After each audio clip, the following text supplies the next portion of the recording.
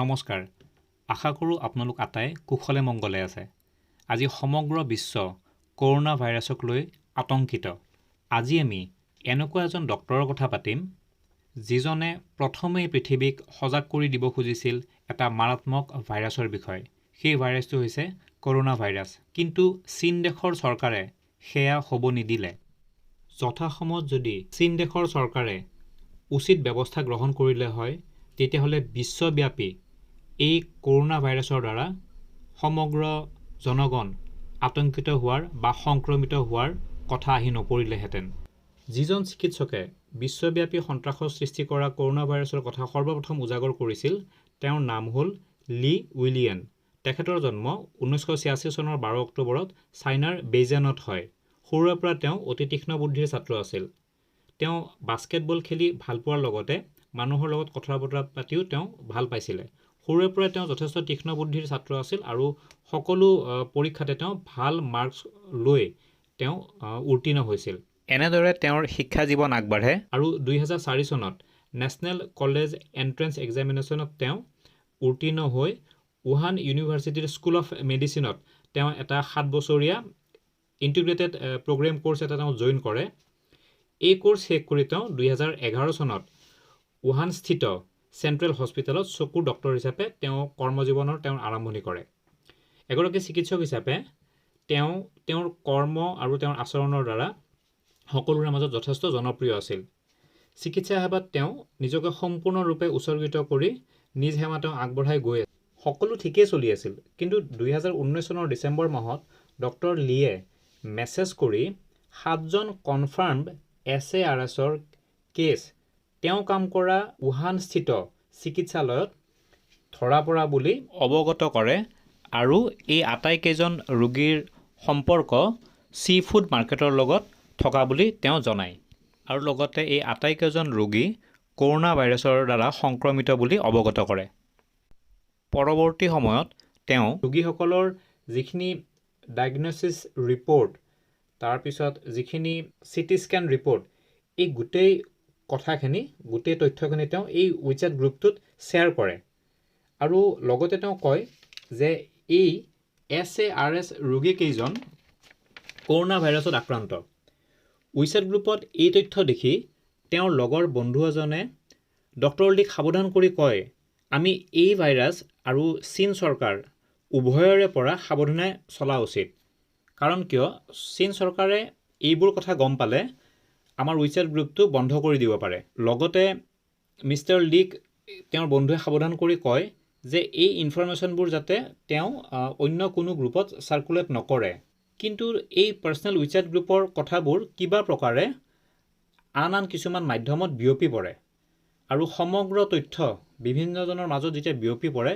স্বাভাৱিকতে চাইনা চৰকাৰেও এই কথাসমূহ গম পায় আৰু এইবোৰ দেখি শুনি চীন চৰকাৰে 2020 চনৰ জানুৱাৰী মাহত অনুসন্ধান আৰম্ভ কৰে আৰু ডক্টৰ লিৰ ওচৰলৈ পুলিচ বিষয়া প্ৰেৰণ কৰে এতিয়া এই সমগ্ৰ কথাবোৰ যেতিয়া চাইনাত চৰকাৰে গোটেই কথাবোৰ গম পায় তেওঁলোকে আৰম্ভ কৰে কি এইবোৰ তাৰমানে গাপ দিয়া চেষ্টা তেওঁলোকে আৰম্ভ কৰে আৰু মিষ্টাৰ লিৰ ওচৰলৈ গৈ পুলিচে লিক সাৱধান কৰি কয় যাতে এই কৰোনা ভাইৰাছ সম্পৰ্কে কোনো ধৰণৰ তথ্য প্ৰকাশ তেওঁ নকৰে আৰু মনে মনে থাকে লগতে পুলিচে এইবুলিও কয় যে এই সমগ্ৰ তথ্যবোৰ মিছা আৰু এইবোৰৰ কোনো যুক্তিযুক্ততা নাই ইয়াৰ মাজতে ডক্টৰ লিয়ে নিজৰ সেৱা আগবঢ়াই গৈ থাকে আৰু সেই যি 7জন ৰোগী আছিল তেওঁলোকৰ পৰা ডক্টৰ লিৰ গালৈ এই ভাইৰাছৰ সংক্ৰমণ ঘটে আৰু মিষ্টাৰ লি নিজে অসুস্থ হৈ পৰে ক্ৰমে মিষ্টাৰ লিৰ স্বাস্থ্যৰ অৱনতি ঘটে আৰু তেওঁ উন্নত চিকিৎসাৰ বাবে ICUত ভৰ্তি কৰোৱা হয় চিকিৎসাধীন হৈ থকা অৱস্থাতো মিষ্টাৰ লিয়ে তেওঁৰ স্বাস্থ্য সম্পৰ্কে তথা এই কৰোনা ভাইৰাছ সম্পৰ্কে বিভিন্ন আপডেট দি জনসাধাৰণক অৱগত কৰি থাকে পৰৱৰ্তী সময়ত যেতিয়া লিক ICUত ভৰ্তি কৰি চিকিৎসা আৰম্ভ কৰা হয় তেতিয়া তেওঁৰ অৱস্থা উন্নতি নঘটে দিনকে দিনে তেওঁৰ অৱস্থা বেয়ালৈ গতি কৰে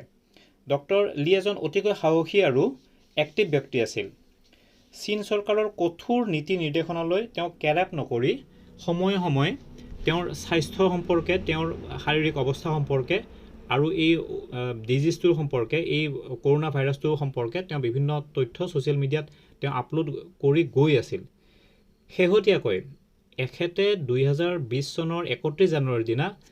পুলিচৰ সৈতে মুখামুখি হৈ বা পুলিচৰ সৈতে তেওঁৰ যিখিনি তিতা অভিজ্ঞতা হৈছিল সেই অভিজ্ঞতা সম্পৰ্কেও তেওঁ ছ'চিয়েল মিডিয়াত সম্পূৰ্ণ তথ্য আপলোড কৰে।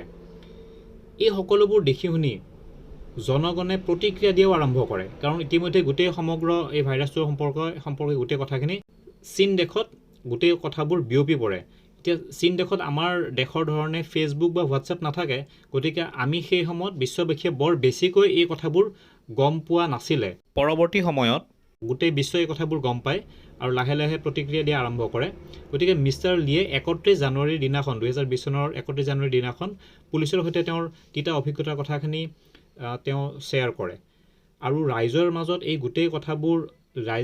কথাবোৰ গম পোৱাৰ পিছত ৰাইজে তীব্ৰ প্ৰতিক্ৰিয়া দিয়া আৰম্ভ কৰে। কৰোনা ভাইৰাছৰ সৈতে জীৱন যুঁজত মিষ্টাৰ লিয়ে যুঁজি এটা সময়ত ভাগৰি পৰে আৰু 2020 চনৰ 6 ফেব্ৰুৱাৰীৰ দিনা ৰাতি 9:30 বজাত তেখেতৰ কৰুণ মৃত্যু হয়। ডক্টৰ লিৰ মৃত্যুত